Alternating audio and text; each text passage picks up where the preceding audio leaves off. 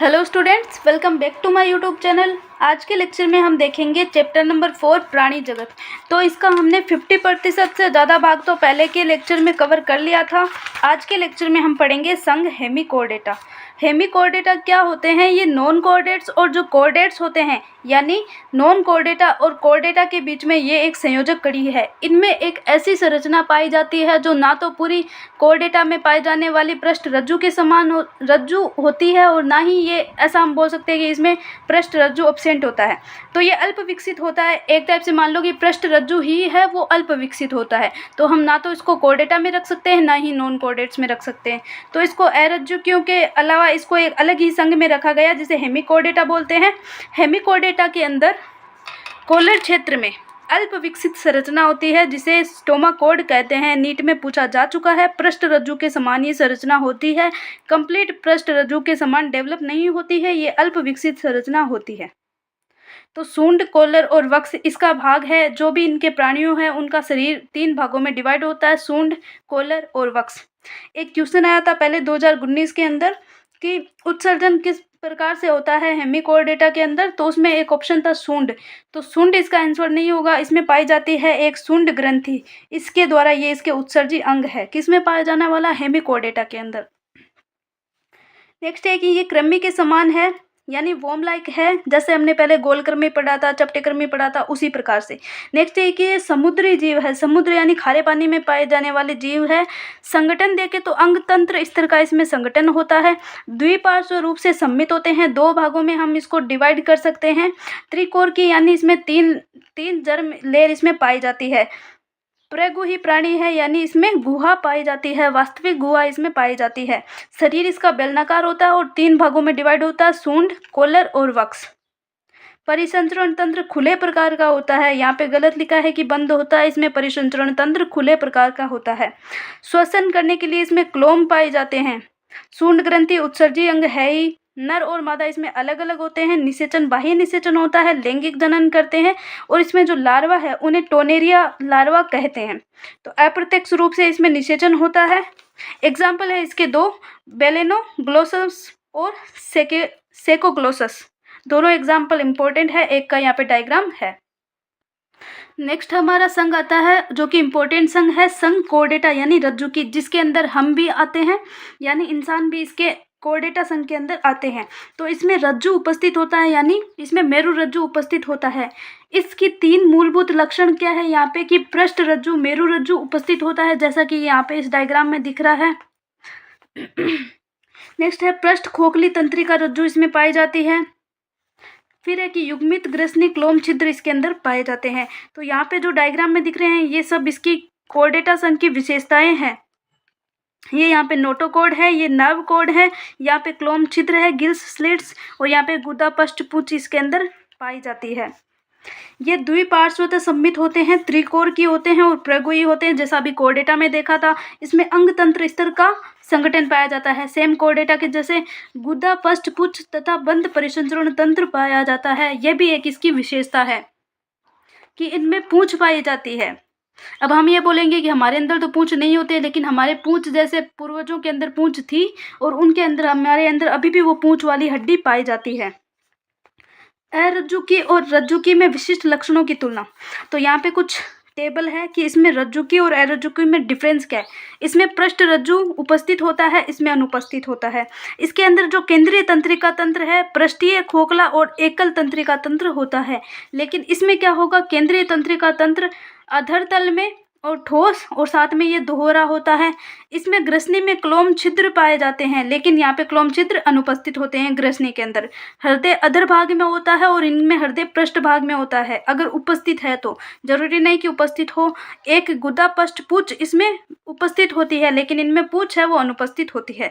तो ये डिफरेंस हो गया रज्जुकी और अरज्जुकी के अंदर। नेक्स्ट यहाँ पे है कि जो संघ कोर्डेटा है इसको 3 उपसंघों में विभाजित किया गया है। फर्स्ट है यूरोकोर्डेटा या फिर ट्यूनिकेटा, सेकंड है सेफेलोकोर्डेटा, और 3 नंबर है यहाँ पे वर्टिब्रेटा। तो 3 हो गए, यूरोकोर्डेटा, सेफेलोकोर्डेटा, वर्टिब्रेटा। 3 यहाँ पे उपसंघ है कोर्डेटा के।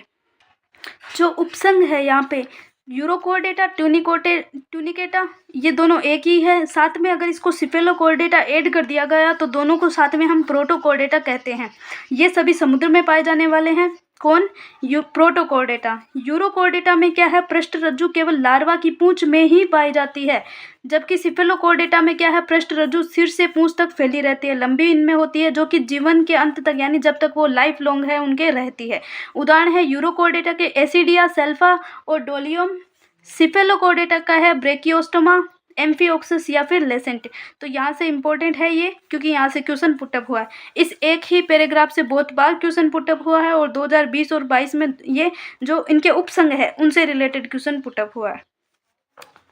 नेक्स्ट है यहाँ पे कि कशेरुकी संघ के प्राणियों में पृष्ठ रज्जु भ्रूणीय अवस्था के अंदर पाई जाती है। भ्रूणीय अवस्था के अंदर तो पृष्ठ रज्जु पाई ही जाती है। वयस्क अवस्था में पृष्ठ रज्जु अस्थिल अथवा उपास्थिल मेरुदंड के अंदर परिवर्तित हो जाती है। पहले पृष्ठ रज्जु होती है यानी नोटोकॉर्ड होती है, जो कि बाद में वर्टिब्रल कॉलम के अंदर चेंज हो जाती है। किसमें? वयस्क अवस्था में। लेकिन भ्रूणीय अवस्था के अंदर तो जो पृष्ठ रज्जु है वही ही पाई जाती है। नेक्स्ट है कि कशेरुकी है वो रज्जु की भी है, यानी क्योंकि उसमें जो पृष्ठ रज्जु है पाई जाती है, किंतु सभी रज्जु की है वो कशेरुकी नहीं होते, क्योंकि वयस्क अवस्था में बाद में वो पृष्ठ रज्जु है मेरुदंड में रूपांतरित हो जाती है। रज्जुकी के मुख्य लक्षण के अतिरिक्त कशेरुकी में 2, 3 अथवा 4 प्रकोष्ठ वाला पेशीय अधर हृदय होता है। हमें भी पता है हमारा हृदय चार कोष्ठ वाला होता है।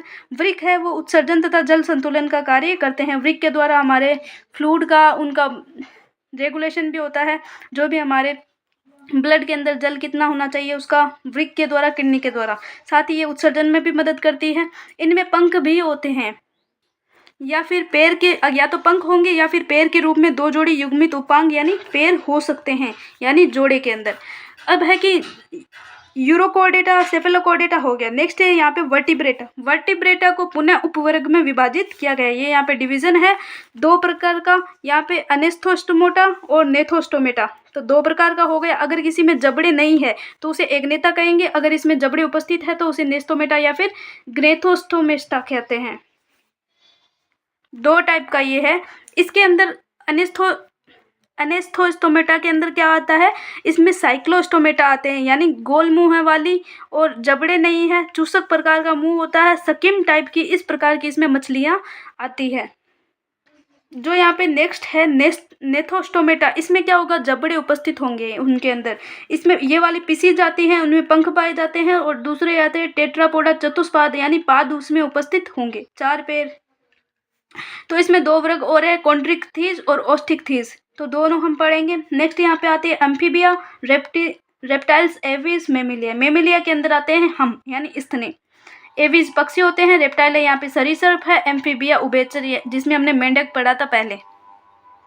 तो सबसे पहले देख लेते हैं साइक्लोस्टोमेटा, जो कि हमने पढ़ा था वर्टिब्रेटा का यहाँ पे पार्ट है, वर्टिब्रेटा का ही अलग पार्ट है। तो साइक्लोस्टोमेटा वर्ग के सभी प्राणी कुछ मछलियों के बाह्य परजीवी होते हैं। ये क्या करेंगे कि इनमें खुद में तो जो जबड़े नहीं है, गोल मुंह है, इस प्रकार से, तो ये क्या करेंगे, दूसरी मछलियों के ऊपर परजीवी के रूप में रहते हैं।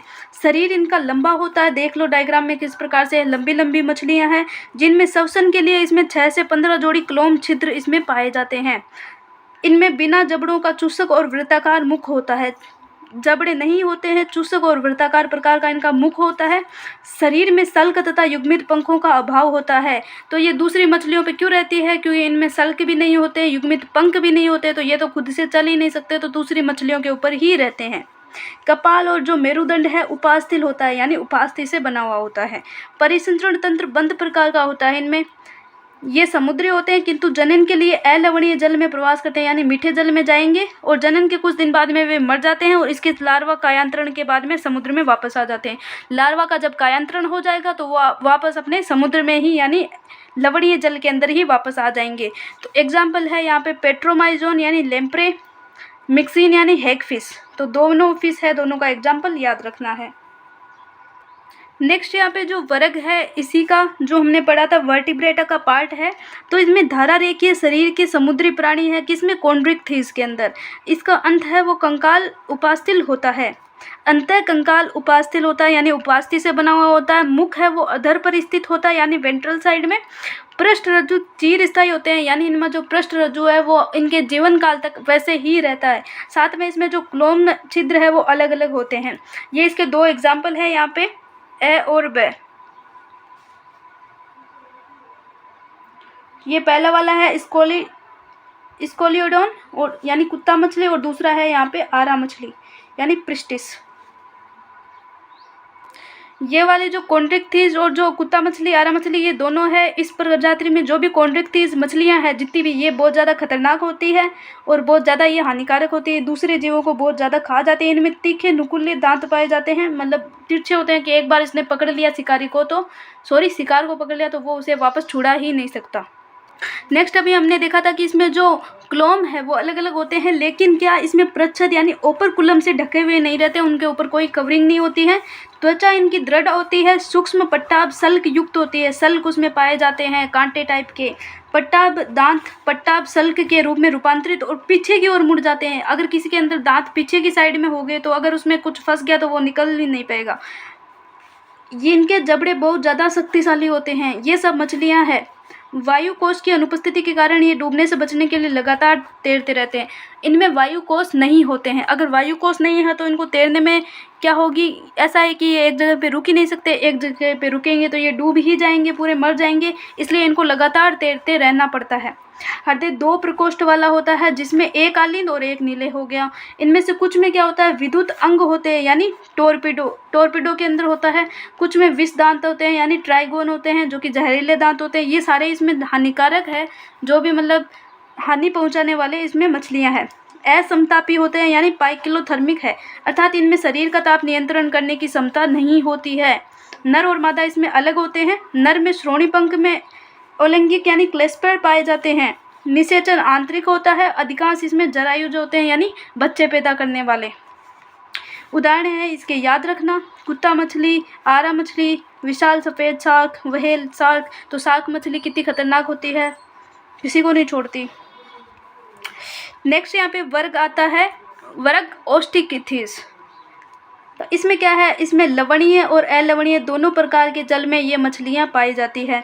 अंतःकंकाल अस्थि से बना हुआ होता है। पहले वाली में क्या था, उसमें उपास्थि से बना हुआ था। इसमें धारा रेखित होता है शरीर इनका, यानी एक टाइप से ये रेखाओं के जैसा दिखाई देता है। इसमें देख लो, इस प्रकार से पूरी रेखाओं के जैसा दिखाई देता है, धाराएँ उस पर बनी हुई है।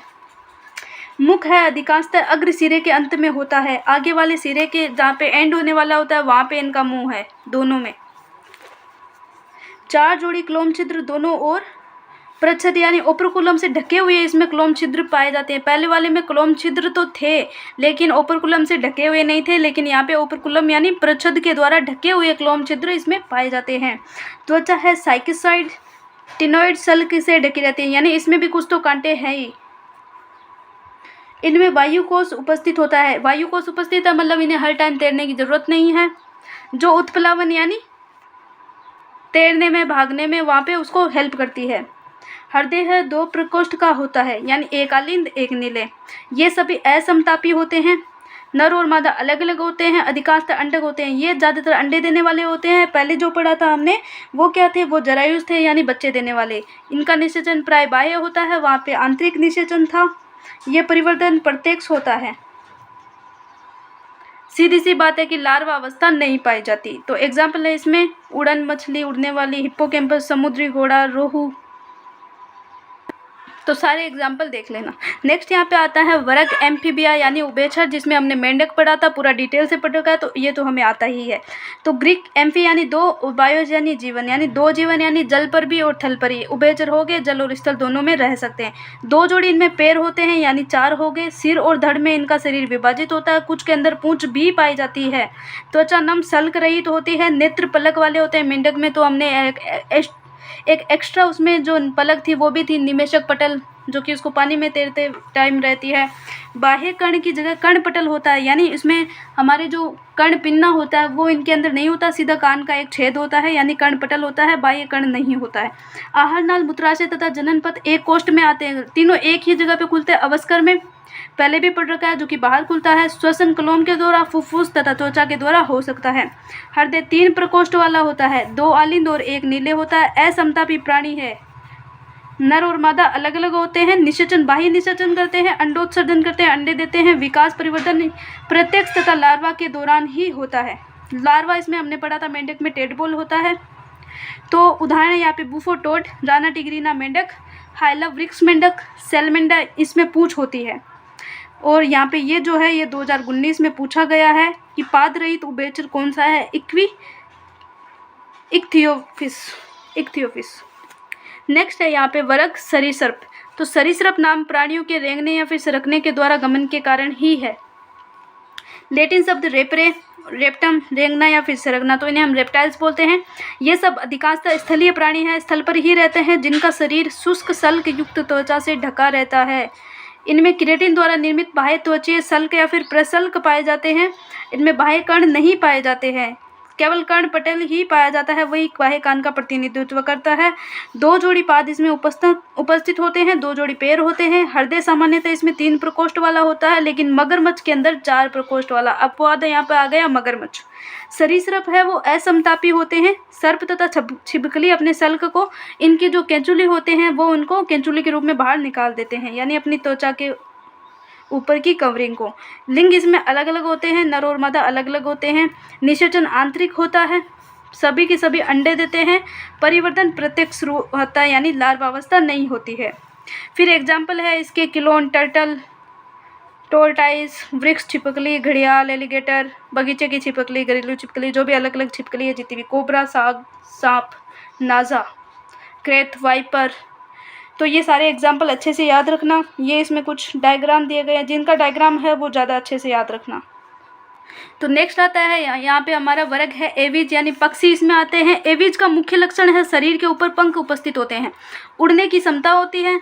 कुछ है ऐसे हैं जो नहीं उड़ सकते, जैसे कि यहाँ पे शुतुरमुर्ग है, उसको छोड़ के बाकी सब उड़ते हैं। ऑस्ट्रिच इसे बोला जाता है।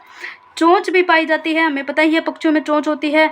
अग्रपाद रूपांतरित होकर पंख बनाते हैं। पंख इनमें कहाँ से आते हैं भाई? इनके आगे के जो पैर होते हैं वही उसमें रूपांतरित हो जाते हैं और वही उनके पंख बना देते हैं।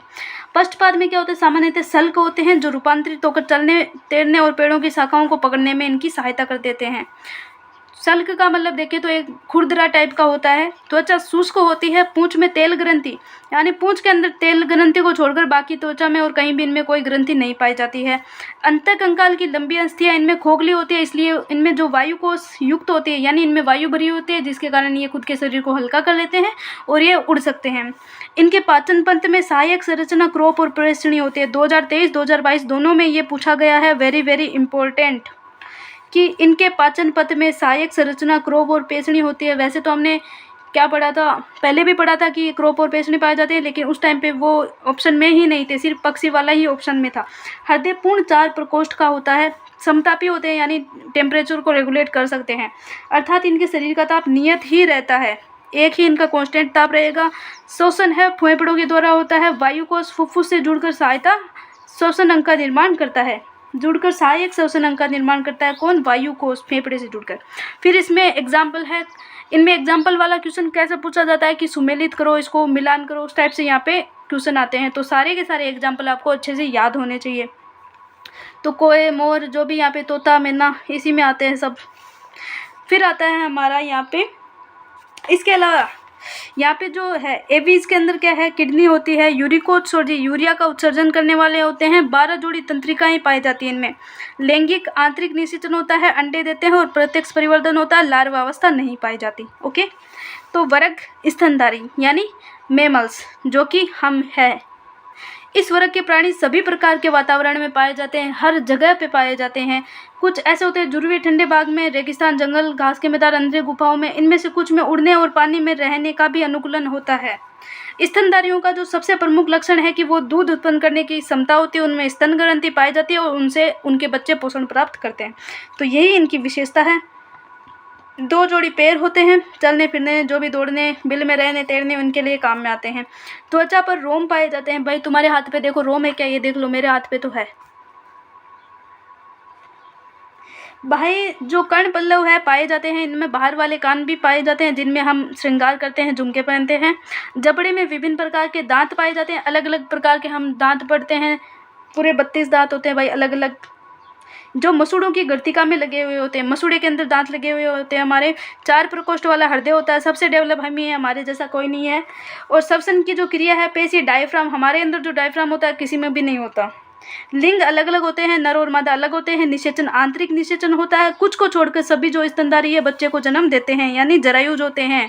परिवर्तन प्रत्यक्ष होता है, कोई भी लार्वा अवस्था नहीं पाई जाती। तो यहाँ पे कुछ को छोड़कर क्यों लिखा है? क्योंकि यहाँ पे एक अपवाद आ जाता है, प्लेटिपस है जो कि अंडे देता है। याद रख लेना, तुम्हारी मर्जी। तो यहाँ पे ये जो दिख रहा है यही है वो जो अंडे देता है, बाकी सारे के सारे देते हैं बच्चे। तो ऑर्निथोरिक्स क्या नाम है, प्लेटिपस या फिर डकबिल इसे बोला जाता है, जो कि अंडे देता है, बाकी सारे बच्चे देते हैं। ये इनके एग्जाम्पल है, जो भी बंदर, चूहा, बिल्ली, शेर, बाघ, घोड़ा, चीता, सारे के सारे इसके अंदर स्तनधारी में ही आते हैं। अब इसमें लास्ट में बची है एक टेबल, जो कि इसमें है सबसे इम्पोर्टेंट। इसका तुम पूरा समरी टाइप में पढ़ सकते हो, इसको टेबल को बना के चिपका सकते हो याद करने के लिए। तो यहाँ पे चैप्टर ख़त्म हो जाता है। Ready for next chapter? Comment में बताओ कौन सा चैप्टर चाहिए नेक्स्ट।